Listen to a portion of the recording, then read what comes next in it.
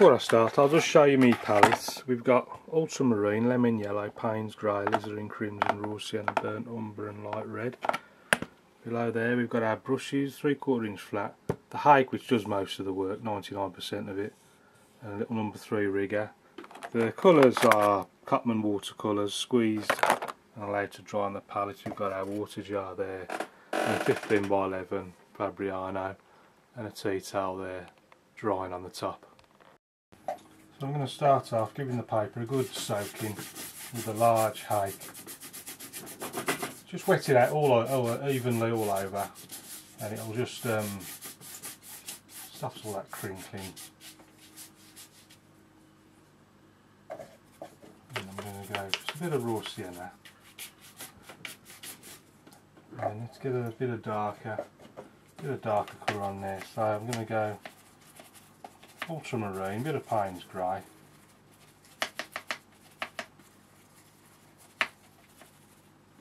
and then sweep that down, something like that.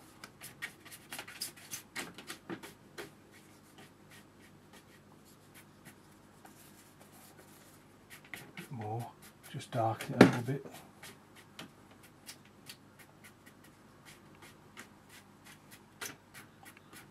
Just preserving a light area down the middle. I'm just going to add a bit of alizarin crimson to that, Payne's grey, and should add in a few little clouds coming down there, something like that. Up there, something down there. Just soaking up the water that's accumulating at the bottom of the paper. And you can also make a few little white clouds as well, using a piece of tissue. A few on the other side.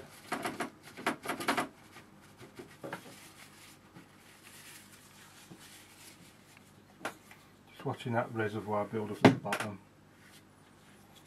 And then I'm just okay, I'm going to pull that tight now. I've finished doing the sky, so pull that tight, and then I might just dry it. Give it a quick dry. It doesn't have to be bone dry, just enough to stop the paint from coming down the paper.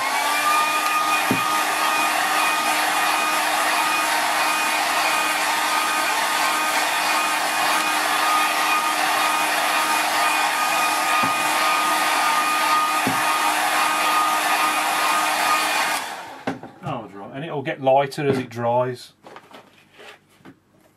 So I'm not going to bother cleaning the brush because I want the same colours, so all I'm going to do is dip the brush in just to bring the hairs back together, something like that. And then I'll try it first. I'm not really going to put any paint on, I'll just see how it looks, just looking for the most distant land, see how, yeah, that's not too bad. That's the furthest hills, right far back.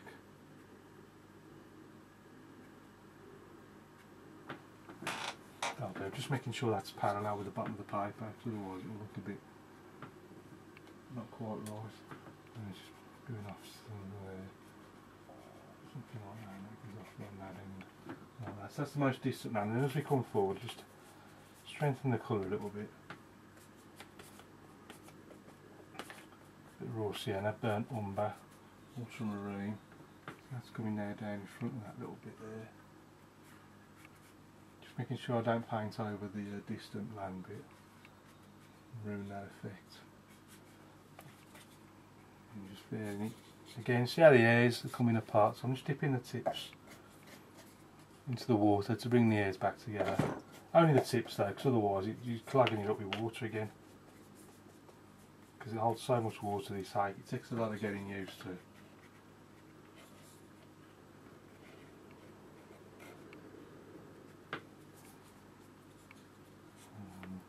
Bit of raw sienna.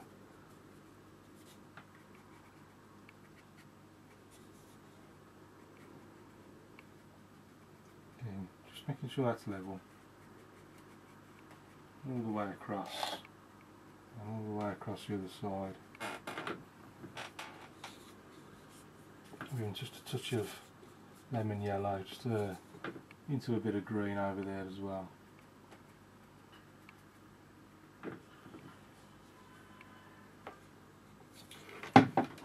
So that's a sort of distant landing. Let's move forward slightly, and over on the left there's like a clump of land that comes over like that.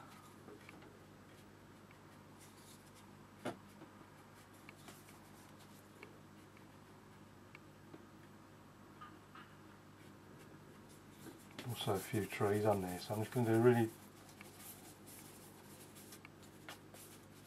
darkish colour, and then I'm just going to sort of flick it up like that. Let's get that a bit darker. Just flick it up like that, just to suggest a few little trees growing on there.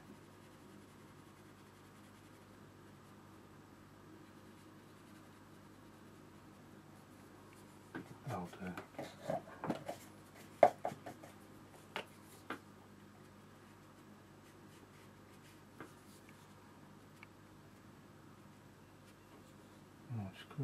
Just a quick pull down, just to see how easy it is just to put the reflection in there. Continuing with this chisel edge brush, so there's just enough water on it just to keep everything intact, and you can just a few dabs where these bits of land stick out.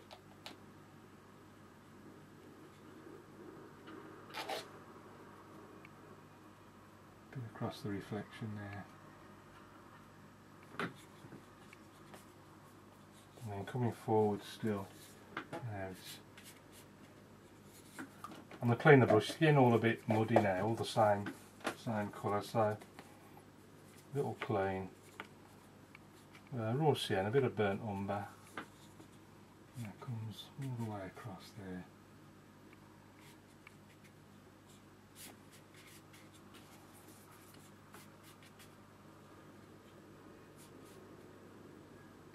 All the way across.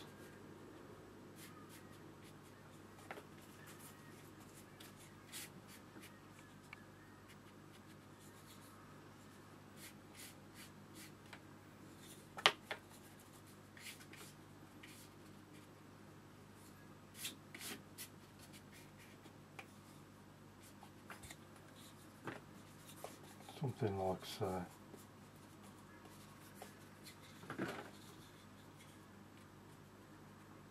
Strengthening just the underside of all these bits, where the bits of mud are beneath the land.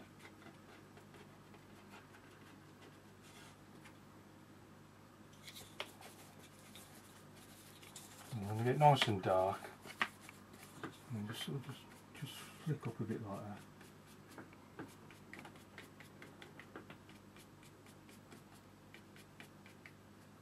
All the bits of grass and whatever they're growing. And a few all over there.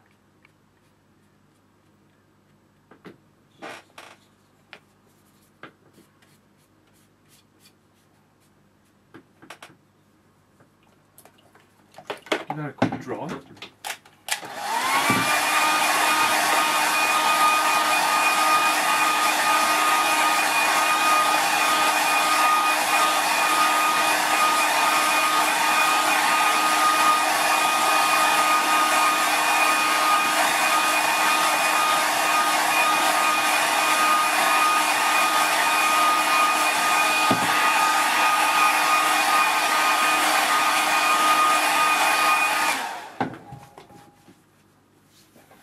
Needs a little focal point, so I might just put a little boat or something on the horizon. So I'm switch to the rigger, and I've got my piece of tissue in my left hand. And I'll just take out the shape of some sails, just to suggest a little boat. So if we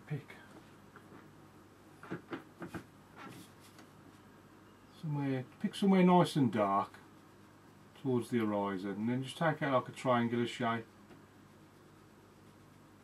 You don't want too much water on your brush, just enough to loosen the paint on the paper, and then press it with a tissue.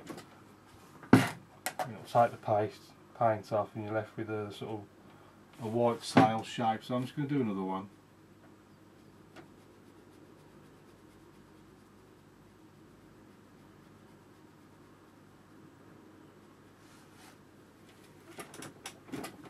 And then maybe one more.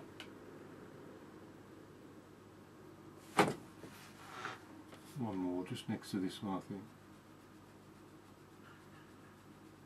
I'll do it slightly smaller as well.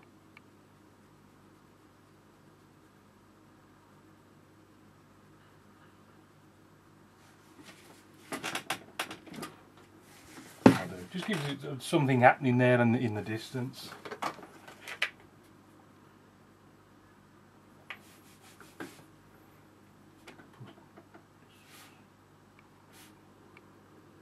And some little birds there, and then finally in the corner you pop your name. Not right in the very corner because it'll get covered by the mount and the frame and you'll never see it. So let's see what it looks like with the frame on.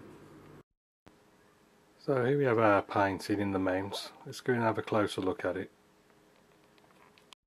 So as usual, started with the sky, brushed in sort of raw sienna, and then from either side it was a ultramarine and Payne's grey mix, preserving this light going right down the middle of the painting.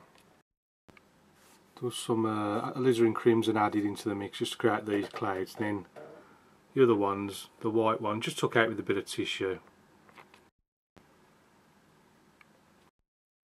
Now the most distant land, all I did was dip the tip of the brush into the water just to really lighten it, and then put that land in just so it looks really far back. And then as we come into the middle ground, just stronger colour,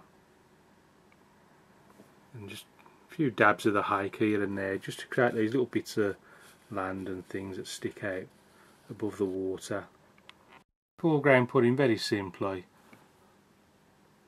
but you can see how you're just constantly changing the colours, keeps it interesting, and then a few flicks up with the hake just creates these little sort of grassy effects.